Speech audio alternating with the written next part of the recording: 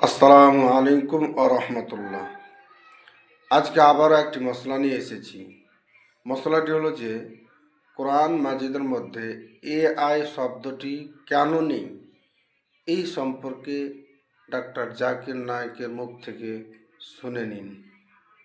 তার বস একজন নাস্তিক, সে কোনো ধর্ম মানে না, কিন্তু তিনি কিছু প্রশ্নগুলো আমাকে করেছেন। তিনি বলেছেন যদি এই প্রশ্নের উত্তর পান তবে হয়তো ইসলাম গ্রহণ করবেন। আমার বস বলেছেন কেন কোরআনে কৃত্রিম বুদ্ধিমত্তা, এআই এবং কম্পিউটার প্রযুক্তি সম্পর্কে কিছু বলা হয়নি। কারণ এখন এআই খুব বিপজ্জনক হয়ে গেছে। এটি অনেক কিছু করতে পারে, যে কোনো কিছুর সিদ্ধান্তও নিতে পারে। আমার বস এই ব্যাপারে খুব কৌতূহলী। ধন্যবাদ। আপনার বসকে বলুন কোরআন কোনো সায়েন্সের বই নয়। SCIENCE। যদি কোরআন সায়েন্সের বই হতো তবে এটি বিশালাকারের হতো। এই যে ভবনটি দেখছেন এর ভেতরে যত বই রাখা সম্ভব সব বই মিলেও এর সমান হতো না। যদি কোরআন বিজ্ঞানের বই হতো আর এতে সব বৈজ্ঞানিক তথ্য উল্লেখ করা থাকতো, তাহলে কোরআন এতটা বিশাল হয়ে যেত যে আপনি কোনোদিনও তা পড়ে শেষ করতে পারতেন না। কোরআন কোনো সায়েন্সের বই নয়। সায়েন্স, আপনি যদি জিজ্ঞাসা করেন কোরআনে কি লেখা আছে 2 আর 2 মিলে 4 হয়, না, কোরআন কোনো সায়েন্সের বই নয়, এটি নিদর্শনের বই। SIGNS। তাই আমাদের দেখতে হবে কোরআনে যা কিছু বলা হয়েছে তা যেন ভুল না হয়।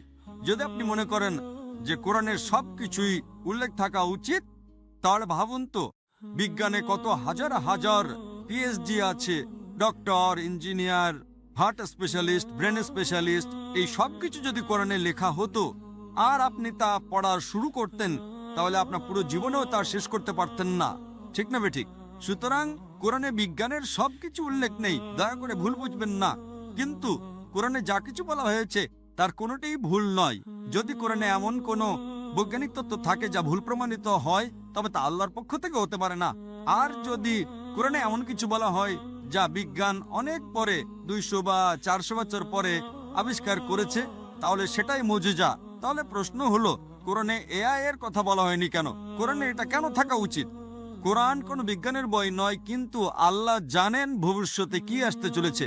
আমি আপনাকে ব্যাখ্যা করছি। 1 নম্বর, মানুষ আমাকে প্রায় জিজ্ঞাসা করত যে ইসলামী শরিয়া অনুযায়ী যদি আপনার কাছে ভিডিও রেকর্ডিং থাকে, যদি কোনো ভিডিও রেকর্ডিং থাকে যে কেউ চুরি করেছে, ইসলাম অনুযায়ী সেটা প্রমাণ নয়, এটাকে প্রাথমিক প্রমাণ হিসেবে ধরা হয় না, এটা দ্বিতীয় প্রমাণ। 10 বছর বা 20 বছর আগে যে কোনো সাধারণ আদালতে যদি আপনি CCTV ফুটেজ দেখাতেন আর তাতে চোর ধরা পড়তো, যে কেউ চুরি করছে, সেটাই যথেষ্ট ছিল। কিন্তু ইসলামে তা নয়। ইসলামের চোখের সাক্ষী প্রয়োজন।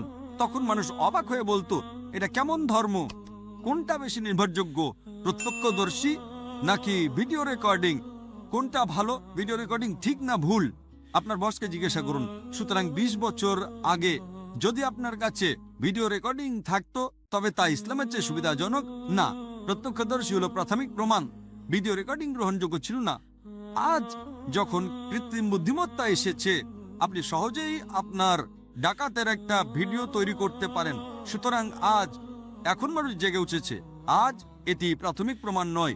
তাই ইসলাম অনেক উন্নত। আল্লাহ জানতেন AI আসতে চলেছে। আপনার বস জানতেন না, আপনি জানতেন না, আমিও জানতাম না, কিন্তু আমি বিশ্বাস করতাম। আমি বলেছিলাম না ইসলাম সঠিক, হয়তো আগামীকাল কিছু ঘটবে। আমি AI সম্পর্কে জানতাম না, কিন্তু 15 বছর আগে আমার উত্তর ছিল শরিয়া সঠিক। আমরা জানি না আগামীকাল এমন কিছু ঘটবে যে ভিডিও রেকর্ডিং যথেষ্ট প্রমাণ হবে না। এটাই ছিল আমার উত্তর, এবং আজ আমার উত্তর সঠিক। সুতরাং আল্লাহ AI সম্পর্কে জানেন, তাই ভিডিও রেকর্ডিং প্রাথমিক প্রমাণ নয়, প্রত্যক্ষদর্শী হলো প্রাথমিক প্রমাণ। সুতরাং আল্লাহ AI সম্পর্কে জানেন। যদি তিনি সবকিছু লিখতে শুরু করেন, আপনি ছোট কোরআনই পড়েননি, আপনি চিকিৎসা, ভ্রূণতত্ত্বে সবকিছু সম্পর্কে কি পড়বেন? না, এটি টেলিগ্রাফিক মেসেজ। সুতরাং এটি ঈশ্বরের পক্ষ থেকে নয়, তা প্রমাণ করার জন্য আপনাকে ভুল খুঁজে বের করতে হবে। কিন্তু এটি ঈশ্বরের পক্ষ থেকে, তা প্রমাণ করার জন্য আপনাকে এমন জিনিসের কথা বলতে হবে যা মানুষ জানতো না। আপনি কি বুঝতে পারছেন? একেই বলে অলৌকিকতা। কিন্তু এখানে সবকিছু উল্লেখ করা হয়নি। আশা করি এটি উত্তরটি পেয়েছি। আশা করি বুঝতে পেরেছেন, স্পষ্ট হয়েছে।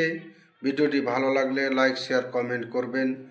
আর ইসলামিক ভিডিও পেতে আমার চ্যানেলটি সাবস্ক্রাইব করে আমার পাশে থাকবেন।